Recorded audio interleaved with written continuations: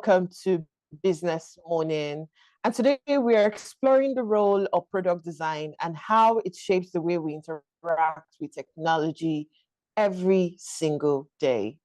And joining us this morning is product designer Oluwatimileyin Labode. Good morning, Oluwatimileyin. It's really good to have you on the business. Hi, good morning. Thank you for having me.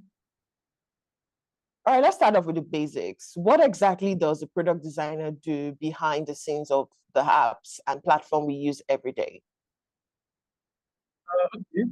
So a product designer is like the architect of a digital product, right?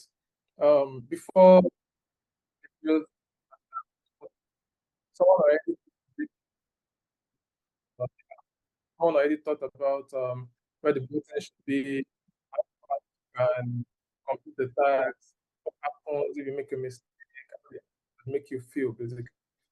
Just like building an app, there's always an architect that draws out the plan of going to be like the floor plan, what the building is going to look like, where what is going to be. So that's basically what the designer does. We do two things. We do the user experience design and the user interface. The user Mm. experience is basically what what the users do and how the product works, how this product makes the user feel. The user interface is what it looks like physically. For So, example, an app that does food delivery, for example. Or to a user, you're just clicking, oh, okay, my address is the food I want to order and all of that. But that easy journey, the smooth journey between opening the product and ordering for your food did not just happen by accident. There was someone thinking about it, right? Thinking about how that flow should be.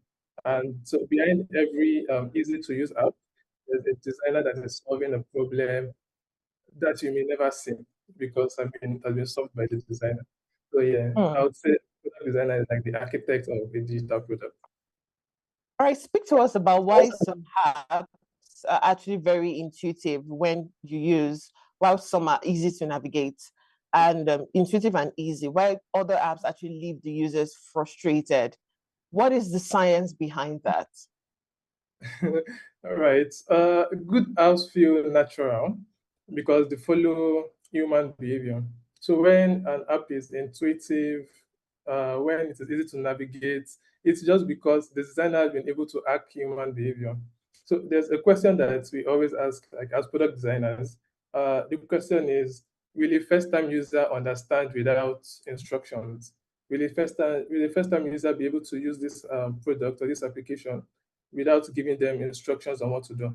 So a good product usually use clear navigation, familiar icons, readable text, consistent layouts, and yeah.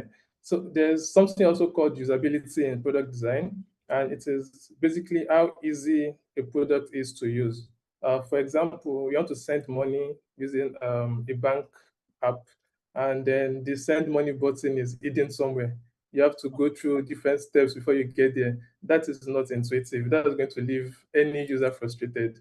So the ability to be able to get human behavior, to the ability to be able to draw out a flow that is easy for users to understand. The best apps always solve for cognitive load. Cognitive load in the sense that it is easy. You don't have to force your brain too much or too hard to complete a task. So that's why some apps are usually more intuitive. It's just being able to solve being able to solve the thinking process of a user, being able to shorten that thinking process, make it very easy. That is the key. That is the key to having an intuitive and easy to navigate app. Mm. My next question would have been how much of a good product design is rooted in psychology and human behavior, but you've actually already answered that in the second question. So my next question, people often say that simple design is the best design, but is simplicity actually harder to achieve than complexity? What's your take on that? Yes, yes, simplicity is harder to achieve than complexity. Anybody can just, keep adding features, keep adding information, but the art or the ability to remove unnecessary things while still making the product powerful. That is a real skill. And that is what simplicity is. Simplicity is not just removing features or saying, oh, this app has too many features, let's reduce it. Nah, that's not simplicity. Simplicity is the ability to remove friction from an app. So simple designs always they always require prioritization, deep thinking, or deep understanding of the users and a lot of testing. What there's a principle in product design that says don't make me think, and that's the goal. You don't want to make a user think on of how to use your application, and in order to avoid that, you have to remove friction from the product. Friction in the sense that you are showing them too many things at the same time. They're unable to make decisions. As long as it is not simple, you're already creating a friction. And the ability to be able to say for a student, for example, you're building a product that a student is going to use. You all you need to put there is your assignment, your examinations. This is where you're going to do your examination. This is where you're going to do your assignment. But the minute you start adding things like, oh, you're going to be marking your attendance here, you're going to be paying your school fees here, for a student, they don't need all of that. It's just going to cause confusion, and that confusion is what is referred to as friction. So the Hmm. ability to pick out the necessary features, the necessary things that a user needs, that is simplicity. And yes, simplicity is the best way to go. All right, let's look at poor designs when it affects the banking sector, fintech, or even e-commerce. How do you think poor design actually affects them? Poor design, it damages trust. It damages trust very quickly. And for a fintech application or a banking application, your core your core selling point is trust. You want users to be able to trust your product enough to use it. Things like when users experience things like failed transactions, confusing interfaces, unclear error messages, or difficult navigation, it just immediately puts some sort of anxiety in their mind, like if this product is this difficult to use, can I really put my money there? It just puts that it plays with their trust. It really plays with their trust. So the solution to something like this is putting clear communication, say like after payment, visible security indicators, simple onboarding, easy access to support. Because I mean, people are keeping their money with you. They want to be able to reach your customer support very easily. So good design does not it does not just improve usability, it also improves confidence for users confidence. Users are more confident in using your application. They trust your application because it is easy to use. They can see the necessary things like your security checks, your security indicators. When they make a transfer, you tell them, oh, this transfer has been successful. Very well communicated. Yeah. So when the Hmm. design is poor, it messes with users' trust. All right. Would you agree with me that some companies actually see simplicity as you just being lazy? Like, oh, you didn't put in so much work. Now, Yeah, if you agree with me, where do you think companies actually get it wrong with that thought of why is it so simple? Why did you, get it done on time? yeah. So companies actually get it wrong with simplicity because of the direction they are going in. Most times they believe because it's a business, let's push out all our features, let's allow users see what we can offer them. And then they just start loading it with features, start loading it with features. And I mean, they do not have the understanding that a product designer has. A product designer Hmm. has done their user research, they understand what this market need, they understand what these users need. And that is um, one of the key problems I would say that companies face. Hmm. Those are what are the key problems I say companies face. Then there's also the case of not prioritizing mobile users, or at least not ignoring mobile users. Let me put it in that way. So most companies just believe that, oh, okay, uh, let's just put out these products. They can use it with their desktop, or they can use it with their browsers or something. But the that's where the user research again comes in. You have to understand what your users need, things your users use on a regular basis. Like in this part of the world, a lot of people use their phones. So you Mhm. cannot say uh, you are pushing out just a product that's going to work on desktop without prioritizing the mobile phones. And yeah, this is user research is one of the places that companies fail, because most Mhm. time they just go with, this is what we want to offer you. They don't think user centered. Yes, they think business centered, and that is actually where the product designer comes in, because we are the ones that know what the users need. We're the ones that think user centered. We're the ones that do all this research on the users, right? Yeah. All right, now speak to us about how important user experience is to business success today. Yeah, user experience to business success is very critical. User experience is now more like a business advantage, and um, not just a design concern or a design choice. Because today users they won't just compare your product to like your competitors' products. They're going to compare your product to all these high ranking digital product that they already use. It can even be something extremely away from what your product solves. But when your product is able to remove stress from the user, when the app feels less stressful and the users when the app feels less stressful, the users stick to your product. But once your user experience is not nice, once your user experience is stressful, you start losing you start losing users. And this is what is called retention rate. Retention rate is basically the percentage of users who continue to use your product over time. And the only way you get this good retention rate is when your user experience is good. Since good user experiences increases things like customer retention, like I mentioned, it increases trust, it increases engagement, and even your revenue. Because when you have consistent users, say you have a subscription model, and people see that, oh, this your product is really, really solving for this value, and it is easy to use, they start subscribing. They don't need to be forced, they don't need to be told, they just start subscribing, and that way your revenue grows. But when their user experience is bad, they start dropping off, they start switching to other products, and I mean that's not good for business. That's more or less business failure. Yeah. So in this in today's world, users forget advertisements, but you see things like bad experiences.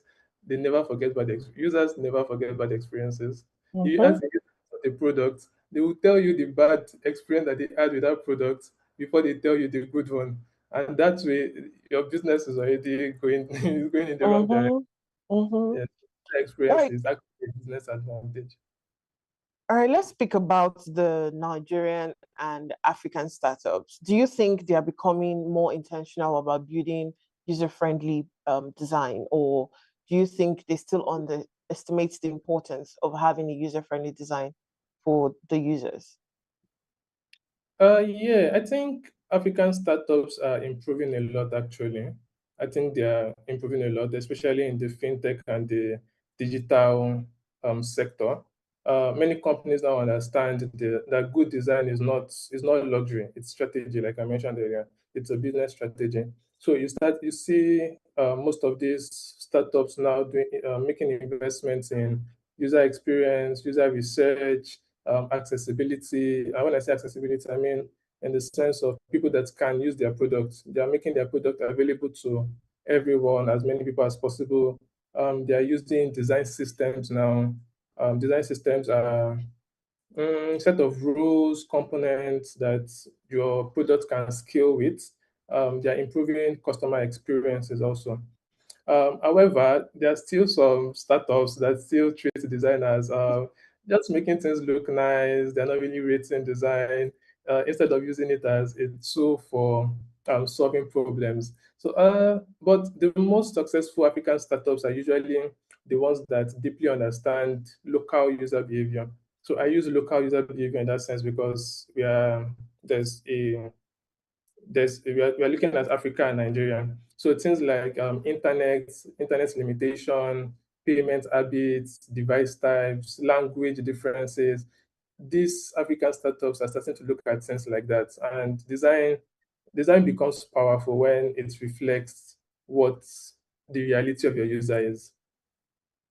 Right. Oluwatimilane, looking ahead, what trends do you think will shape the future of product design and digital experiences?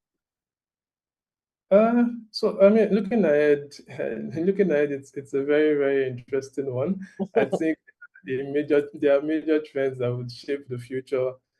First off is the one everybody is talking about now, AI.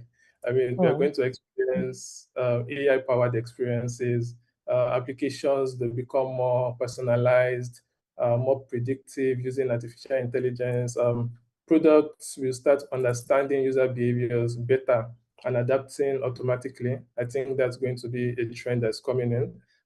Then there's also going to be voice and conversational interfaces. I mean, even me myself, I use Chat GPT now, and instead of typing, I just click on the audio and speak, because I mean, speaking is faster, it's easier. You don't start typing. So I think that's the trend that we are going. People will increasingly interact with products by speaking instead of just tapping.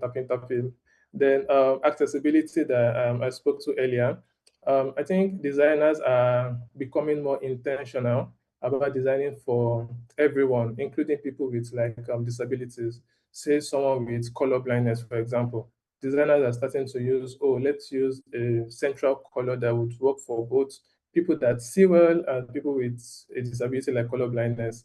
I also think emotional design is going to become a thing. Like it's actually going to become a trend where products start focusing on how users feel emotionally. When users use your product, how do they feel? Not just the functions that you are giving to them. Designers will start paying close attention to reducing stress and creating like calm experiences for users. I want to send money to someone. I'm not or having hypertension because I want to send money. The stress is out of it. I think another trend that we are going to experience is simpler experiences. I think this sort of ties into the emotional design because I mean, if you think about it, we would say there's advance in technology, and advance in technology is going to like bring in a lot of things. People want to do different things. People want to add different features because there's technology for it. But actually, the future is going to reward products that feel simpler, faster, and more human. So even with the rate of AI, we still need that human touch there because it is only humans that would relate with how humans feel. Yeah, so I think the best products in the future, they may not be the ones with the most features. They may not be the ones with the most features, but the ones that makes life really easy. Yeah, I think that's where the future is going. Thank you very much, Oluwatimilane. It was really good to have you on the Business Morning Show. Thank you very much. It was good to be here. All right, we'll be speaking to Oluwatimilane Labode on the topic, why are some apps so easy to use, why others make users feel frustrated. Thank you so much for joining us. We'll go on a quick break, and when we come back, we're going to be having our second conversation on Business Morning. Just stay with us.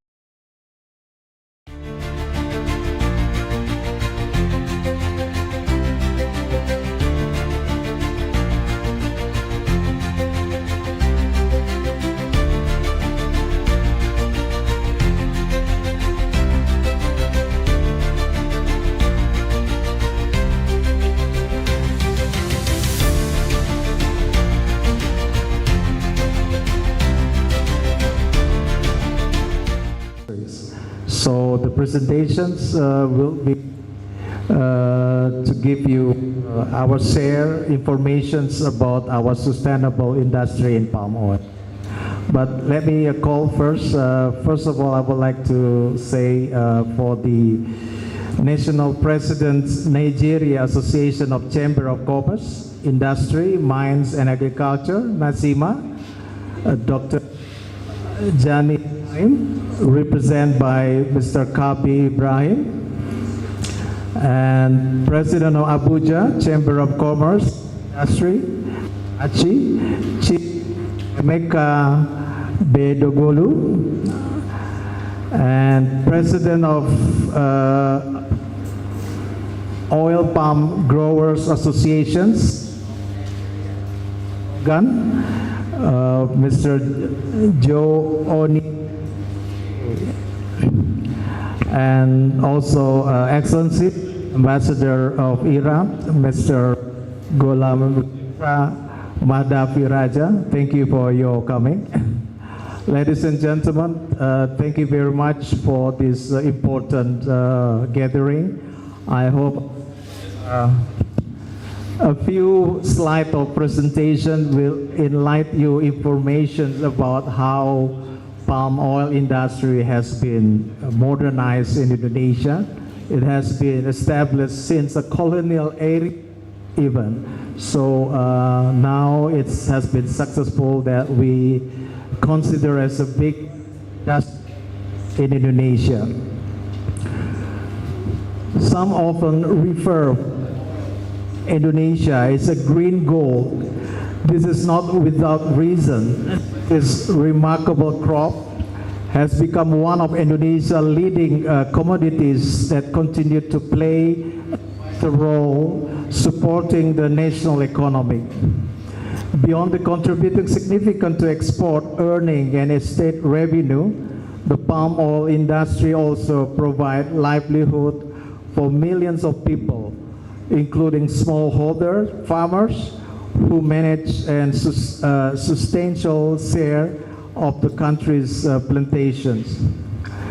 Last year, Indonesian palm oil industry produced 51.6 million tons of crude palm oil (CPO), reaffirming the country position as one of the world leading palm oil producers. Palm oil also made major contributions to the national economy, accounting for 10.78% of Indonesia non-oil gas export. The industry has become an important source of foreign exchange earning and a key driver of economic activities, particularly rural areas. In terms of employment, palm oil sector generate a livelihood Indonesians, supporting approximately 4.2 million direct jobs and around 12 million indirect jobs.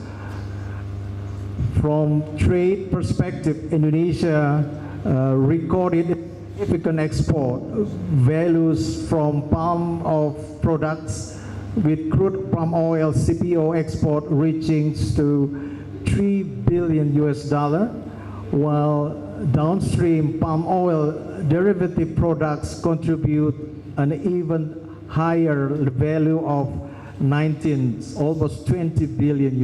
It's a huge industry. Beyond its economic contribution, palm oil also play an important role in supporting Indonesia food and energy security. Approximately 10.59 million tons of palm oil were allocated for cooking oil productions, while 14.75 million tons were utilized for biodiesels, contributing to the country's renewable energy transitions, reducing dependence on fossil fuel.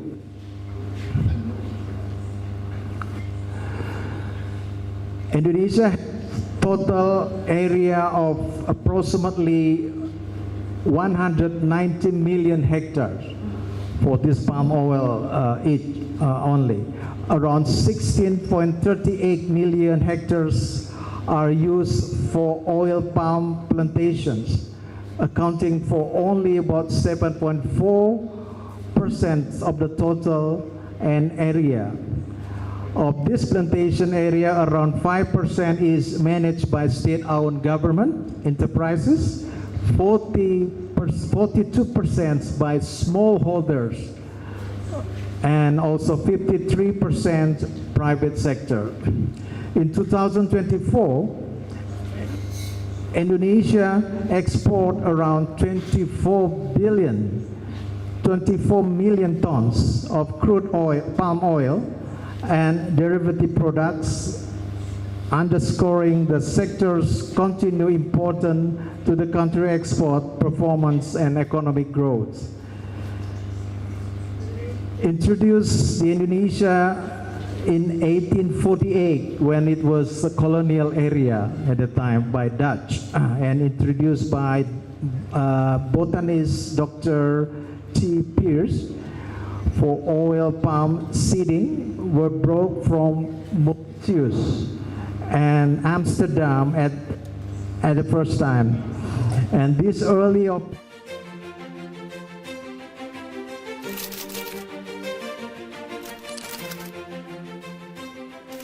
am, of course, a great admirer of the impeccable credibility, professionalism, and business savviness of BusinessDay.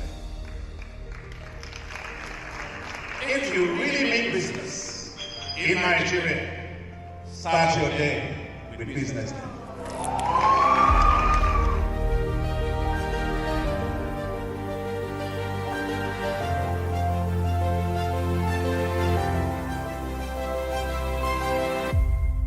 BusinessDay is West Africa's leading provider of business intelligence and information, delivering premium content across diversified media platforms, including online, mobile, and print. Since its inception in 2001 with a weekly newspaper production, BusinessDay has expanded its reach to provide exclusive content accessible through print, mobile, and online channels. Our premium offerings are further enriched with syndicated content from esteemed sources like the Financial Times, The Economist, and the Harvard Business Review. At BusinessDay, our mission is clear: to be the foremost provider of business and financial content, empowering readers to make informed decisions in Nigeria and Africa.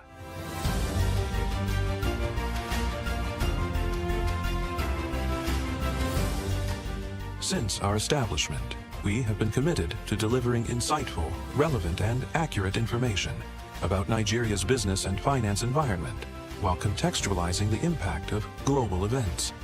We monitor the stock market, analyze the companies driving it, and report on government policies and their economic implications.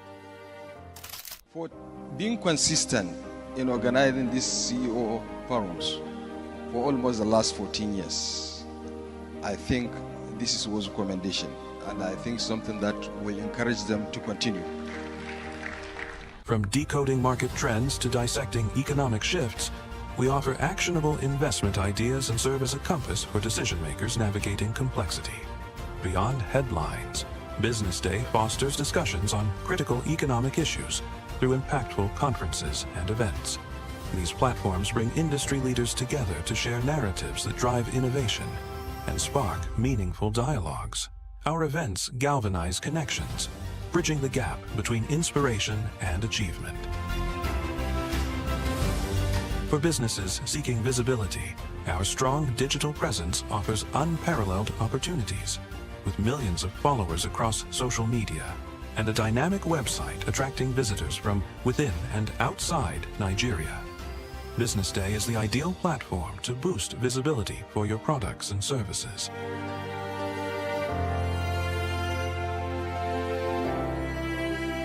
If you're looking for in-depth analysis and expert opinions on Nigeria and Africa's business landscape, BusinessDay is your guide.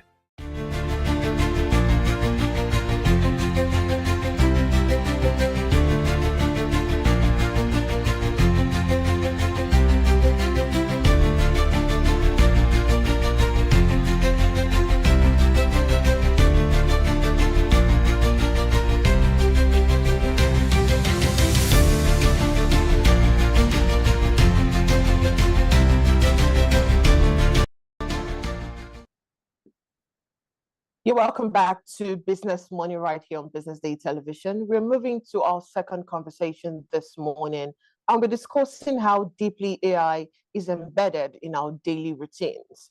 We're joined by AI automation and software engineering experts, Oluwatimileyin Shakurula Okusi. Thank you so much for joining us again, Oluwatimileyin. Thank you very much, Deborah, for having me. It's a pleasure. All right, so let's go straight into it. When we talk about AI automation today, what exactly does it mean? And why do you say many people are already using it daily without realizing it? So I'd say AI automation basically means using intelligent systems to carry out tasks that previously needed a human to do them. And the thing is, most people are already interacting with AI every single day through certain systems that they are already using without ever thinking it's AI. And I'm not talking about the ChatGPT or Claude. So in the instance where, for example, a bank flags a suspicious transaction on your card, before you even notice it yourself, that is AI. Or even the streaming apps like Netflix, where they queue up certain movies that you can watch immediately you open the app, that is also AI. Or another instance could be when you're typing on your phone and it predicts your next word. So those are other instances of AI. So none of these technology or these processes feel like it's a futuristic thing. They just feel like the system working all together as it's supposed to. And that, in my opinion, is exactly what makes AI automation so powerful. It is most effective when you do not even notice it is there.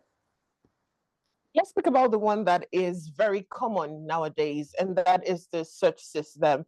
Now, people actually say, oh, I was thinking about something, or I typed in something, and then my phone is actually bringing out different recommendation.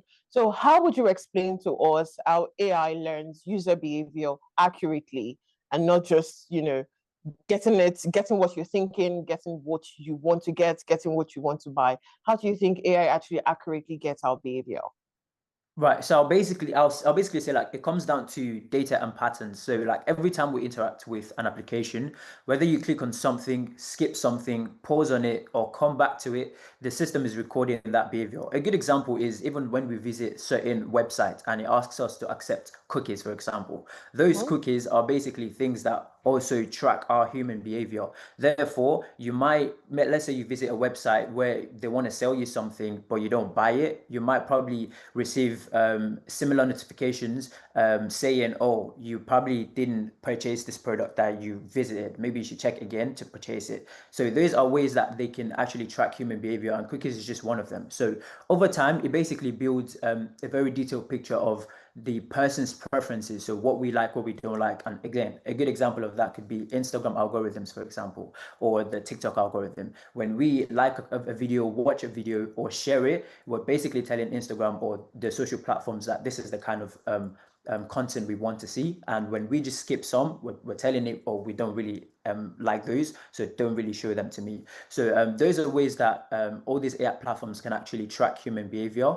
And the really powerful thing is that it does not just learn from you, it compares your behavior to millions of other users as well, and finds patterns like across all of them. So if people who like the same things you also like tend to enjoy something else, the system could also recommend that to you even before you go looking for it. So in my opinion, I would say what makes it feel almost eerie like sometimes is just how much data these systems are working with. So it's not necessarily magic, it's just a very large amount of information being processed very quickly, and it just feels like unreal to us on the receiving end when we're interacting with these platforms. Hmm. Let's talk about the businesses. Now, we understand that businesses now use chatbots, automated emails, and also smart customer support system. So how much of customer interaction is already being handled by AI behind the scene? Right, I would say a lot more than people realize, because a significant portion of first contact customer interactions across many industries are now handled entirely by AI before a human ever even gets involved. So think about the last time you've probably visited a website and a chat window popped up. In most cases, that was not a person on the other end. It was just the AI pretty much trying to gather information to see if it can pretty much scrape data from the company's website or organization's website, and let's say some of the should I say brain information they've given to that AI, to then see if it can feed it to you. However, if it's not able to, then it can connect you to a human being that could further help you with your issue or your inquiry. So in most cases, I'll say automated emails that follow up after a purchase, smart ticketing systems that route you to complain to the right team, or even personalized promotions set at specific exact times. All of these are just AI. The goal for most businesses is to resolve as many queries as possible without human involvement, because it is faster and cheaper. And honestly, when it is done well, most customers do not even notice the difference. And that is the big difference between like big companies and those that are still trying to infuse AI properly into the system, which is customers not actually knowing that it is AI, but it just feels natural that, okay, they're actually being served or serviced. Now let's talk about the information that AI is actually, taking in. So how much data are people unknowingly giving away every day with using the systems? Right. So this is something I think most people need to be aware of, and even including myself sometimes. Every app we use is collecting data. So your location, your browsing habits, for example, the cookies that I mentioned, how long you spend on certain content, what you search for, what you buy, and even patterns in how you type.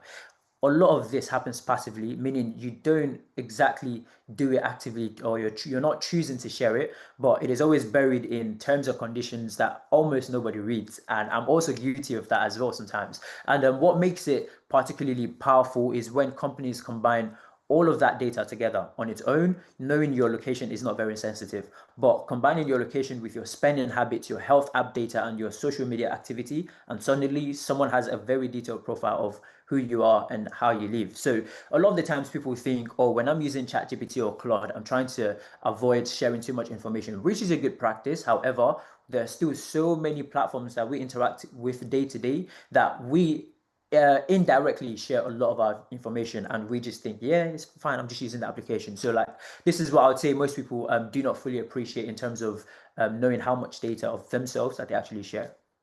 So at what point do you think users should be concerned about their privacy and also surveillance, and how much, or how much these companies use AI to track consumer behavior? Right. So I think the honest answer is that people should already be paying attention. The concern is not necessarily that AI is being used. It's about whether there is transparency and consent around how it is being used.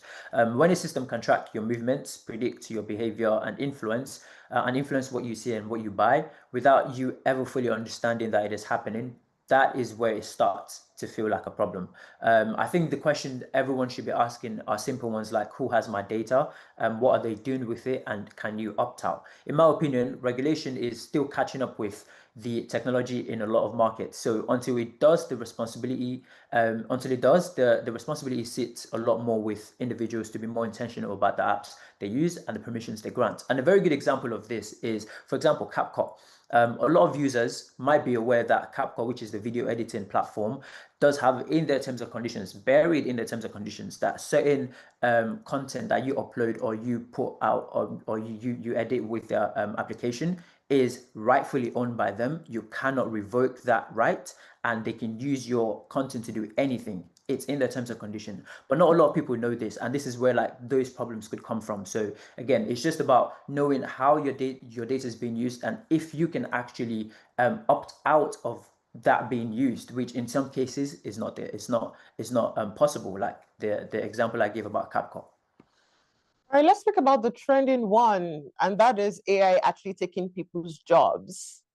Now, do you think workers should, be worried, or is AI more likely to transform jobs rather than just eliminate them?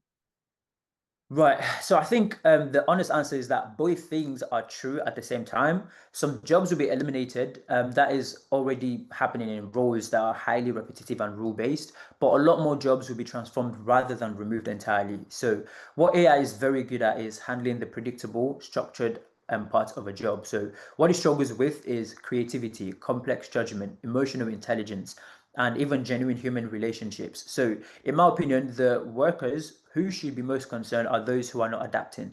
And the question is not really whether AI will affect your job. It almost certainly will. The question is whether you're building the skills and the mindset to work alongside it, because the people who learn how to use these tools well will have a real advantage over those who do not. All right, for small businesses and also startups that may think AI is expensive or it's too technical. How accessible are AI tools becoming today? Right. This is actually one of the most exciting things happening right now. AI tools have become dramatically more accessible over the last 2 to 3 years. E-commerce platforms now have AI built directly into them for things like customer insight, personalized recommendations, and even inventory management. Businesses can automate their customer communications, generate marketing content, and even analyze their own data without needing a single technical person on the team. So you do not need to be a tech person to use any of this. Most of it is designed to be used by anyone. And a good example again is like ChatGPT or even Claude. So those are the easier side of using AI, which is like you just have to chat with them. But when you starts getting into like integrating it with your current system, then you might start using certain APIs. But again, those APIs, there are so many documentations on how you can use them, and just following those documentations is pretty easy to understand and just should I say, infuse it into your current business. So in my opinion, the barrier is not really cost or technical skill anymore. The barrier is awareness. A lot of small businesses or small business owners, they simply do not know these tools exist or what they can do. And that is the gap that needs to be closed today, as of today, because aside the big AI companies like ChatGPT, Claude, there's so many other tools. For example, Gamma AI that people can use for presentations.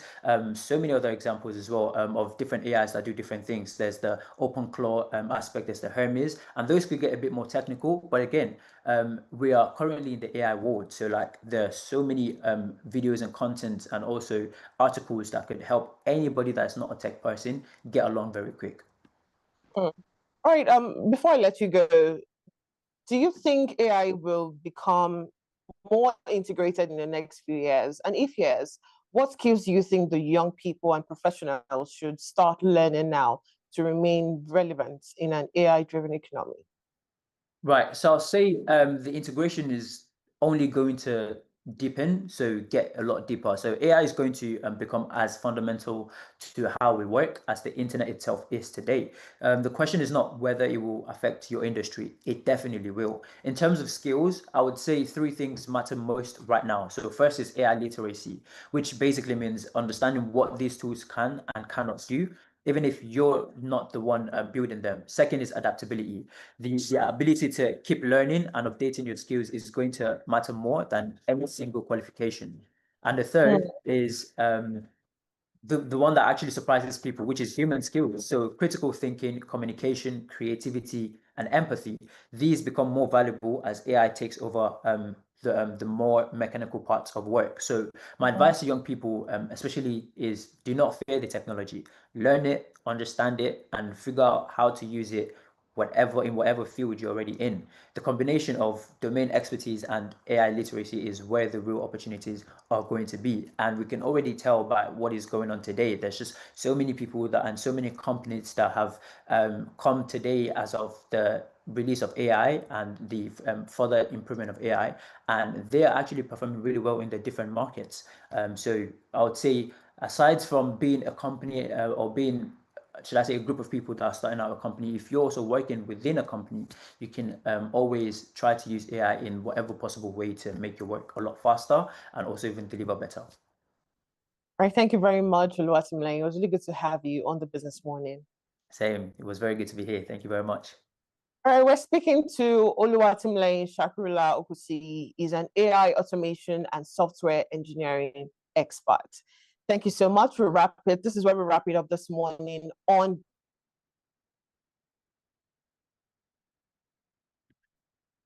Have Yourself. My name is Deborah Eze.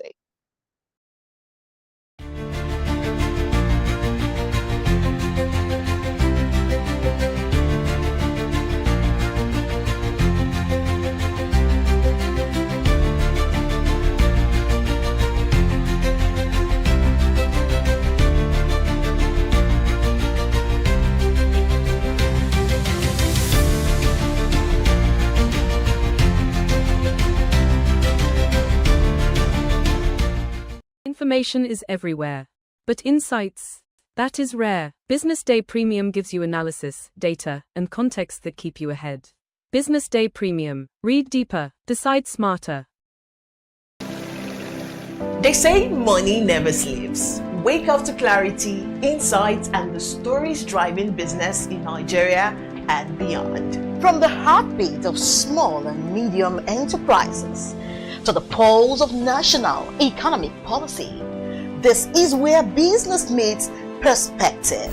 With expert guests, real-time analysis, and stories that matter to you, we go beyond headlines to bring you the full picture. Join us every morning as we break down the numbers, decode the policies, and spotlight the people shaping our economy. This is Business Morning. For millions of young Nigerians, managing money no longer begins inside a banking hall. Instead, it now starts with a smartphone. From transfers and bill payments to savings and investment, fintech platforms are rapidly transforming how Nigerians interact with money. And as digital finance expands, traditional banks are facing growing competition from a new generation of technology-driven financial services. For many users, convenience is driving the shift. Unlike traditional banking systems that often require physical visits, paperwork, and long queues, fintech apps allow users to complete transactions within seconds directly from their phones. Lower transfer charges, simplified interfaces, and faster transaction speeds have also made digital platforms especially attractive to younger consumers already accustomed to mobile technology. Frustration with traditional banking services is also contributing to the growing adoption of fintech platforms. Many Nigerians continue to complain about delayed reversals, network failures, maintenance charges, and customer service challenges. Fintech companies, meanwhile, are positioning themselves as faster and more flexible alternative in an increasingly digital economy. Beyond transfers and payment, digital savings and investment culture is also expanding rapidly among young Nigerians. Platforms offering automated savings plans, fixed investments, and spending trackers are helping users manage finances more independently. In a difficult economic climate marked by rising inflation and living costs, many young people say digital savings tools offer greater financial discipline and accessibility. It's fast and it's reliable, and if someone credits me, I see the debit alerts immediately. And the other bank too, I used to use it, but the debit alert is not faster than this OP. It seems like most POS attendant that you see, they like all this online because at least their server is much more stronger than the rest. I think, on my opinion, no, their server is especially OP server. Though I'm not making use of OP machine, I prefer Money Points because at least their rate and their charges is okay for we that are making use of it. Though it's okay for us. So that's why I prefer it much more than all this bank. All the bank, their charge rate is much. Traditional banks are also responding by expanding their own digital banking services in a bid to remain competitive. But industry's observers say the rise of fintech platforms signal a broader shift in how young Nigerians want to interact with financial institutions, prioritizing speed, convenience, and accessibility over traditional banking structure. The online bank, the network is so good. Other bank, if they send money to us, sometimes about 2 hours, 1 hour to see the money. Or you should go to bank to go and complain. They will say they're working on it. 3 days, more than 3 weeks will be required to be going to the bank. So that's it. For millions of young Nigerians, the smartphone is quickly replacing the traditional banking hall. And as fintech platforms continue to reshape Nigeria's financial landscape, the competition between banks and digital finance companies may ultimately determine the future of banking in Africa's largest economy. Deborah Eze, BusinessDay Television.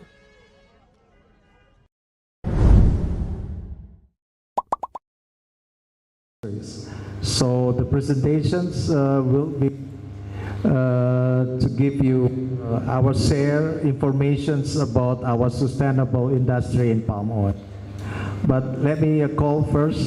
First of all, I would like to say for the National President, Nigeria Association of Chamber of Commerce, Industry, Mines and Agriculture, NASIMA, Dr. Jani Ibrahim, represented by Mr. Kabi Ibrahim, and President of Abuja Chamber of Commerce, Industry, Achi, Chief Emeka Bedogolu, and President of Oil Palm Growers Associations, Mr. Joe Oni, and also Excellency Ambassador of Iran, Mr. Ghulam Madhavi Raja. Thank you for your coming. Ladies and gentlemen, thank you very much for this important gathering. I hope a few slides of presentation will enlighten you information about how palm oil industry has been modernized in Indonesia. It has been established since the colonial era even. So now it has been successful that we consider as a big industry in Indonesia. Some often refer Indonesia as a green gold. This is not without reason. This remarkable crop has become one of Indonesia's leading commodities that continue to play the role supporting the national economy. Beyond the contributing significant to export earning and state revenue, the palm oil industry also provides livelihood for millions of people, including smallholder farmers who manage and substantial share of the country's plantations. Last year, Indonesian palm oil industry produced 51.6 million tons of crude palm oil (CPO), reaffirming the country position as one of the world leading palm oil producers. Palm oil also made major contributions to the national economy, accounting for 10.78% of Indonesia non-oil gas export. The industry has become an important source of foreign exchange earning and a key driver of economic activities, particularly rural areas. In terms of employment, palm oil sectors generate a livelihood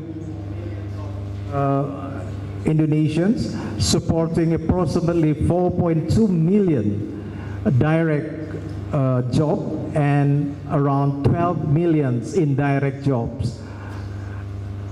From trade perspective, Indonesia recorded significant export values from palm oil products, with crude palm oil CPO export reaching to $3 billion, while downstream palm oil derivative products contribute an even higher value of almost $20 billion. It's a huge industry.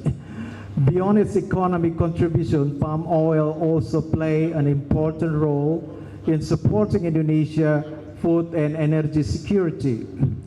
Approximately 10.59 million tons of palm oil were allocated for cooking oil productions, while 14.75 million tons were utilized for biodiesels, contributing to the country's renewable energy transitions, reducing dependence on fossil fuel.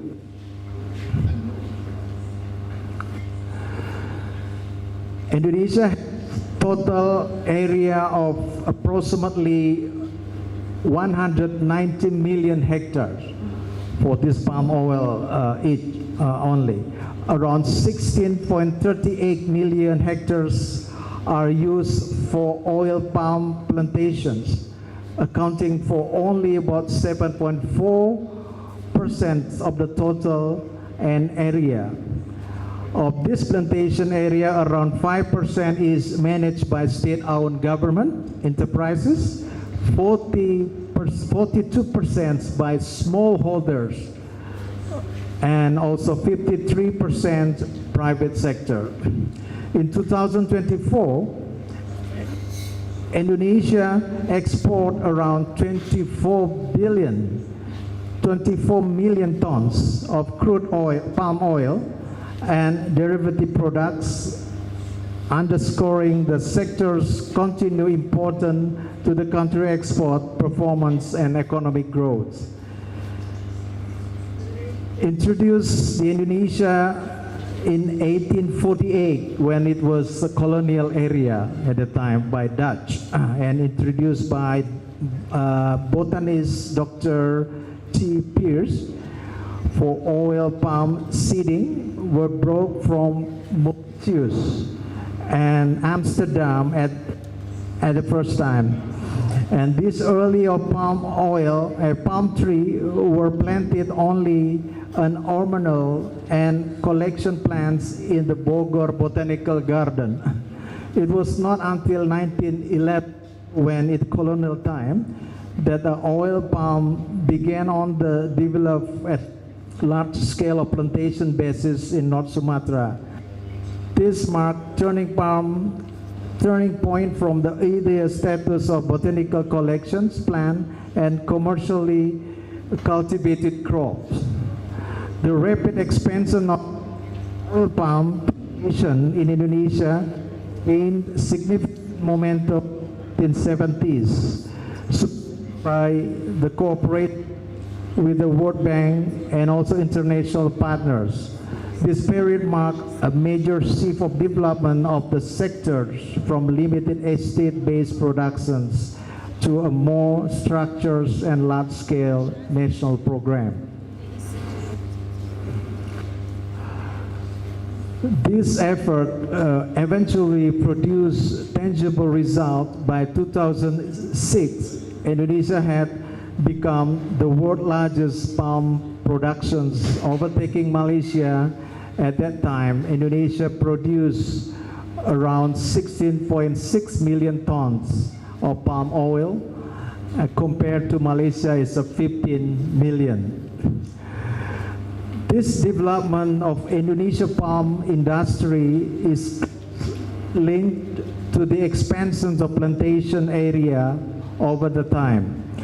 During the colonial era, before Indonesia independence, the expansions of oil palm cultivation was relatively limited.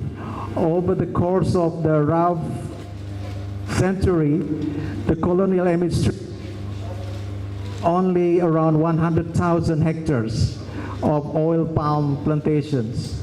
However, the situation changed dramatically after independence from the late 1970s.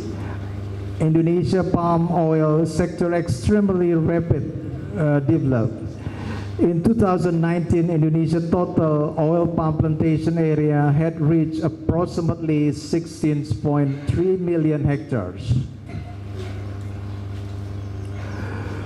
One of the major challenges faced by Indonesia in managing to palm oil industry has been period of oversupply in the international market. This situation emerged as a result of large-scale productions from Indonesia's extensive plantation area, which has significantly increased global supply of state palm oil, CPO. As a supply outpaced demand, global prices experienced a sharp decline. CPO prices fell from around 1,235 per ton into 2010 to approximately just only 600 per ton in 2015. The impact was also felt at the microeconomic level in Indonesia. The decline of its CPO price contributed to the pressure of the country's trade balance, with Indonesia experiencing a period of trade deficit following the downturn at the time. Since 2015, Indonesian palm oil sector has steadily developed a wide range of downstream industry, focusing on the three main categories: renewable energy products such as the biodiesel, olive food products, and pharmaceutical product used in the cosmetic, pharmaceutical, and detergents and other industrial sectors. One of palm oil greatest advantage is its versatility. The derivative can be utilized in many everyday and industrial products, leading Indonesia develop more than 200 downstream palm products. Several years later, global CPO prices gradually returns to the more sustainable economic level. By 2021, international CPO prices had risen against about 1,200 per ton, reflecting stronger global demand and a growing importation of oil derivative in both food and energy sectors. Significant portions of Indonesia domestic CPO absorption has been allocated to the biodiesel program, which has become mandatory and was designed as one of the national priority under 2020-2024 National Medium-Term Development Plan. The policy has delivered a tangible result. Indonesia has been able to strengthen domestic energy supply while significantly reducing diesel import through the biodiesel blending. In addition, the program has generated substantial economic and environmental benefit, including foreign exchange saving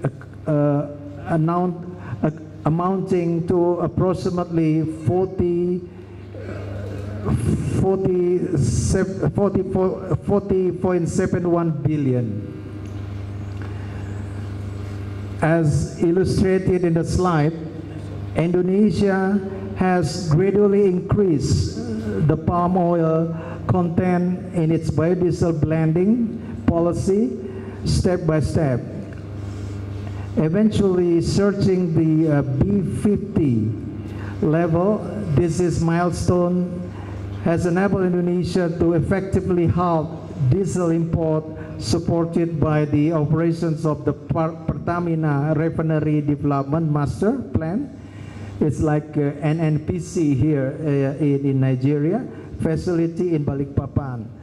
The declining dependence on the imported diesel can also be observed in charts above, where import volume has been constantly decreased over the time as biodiesel utilization continued to expand nationwide.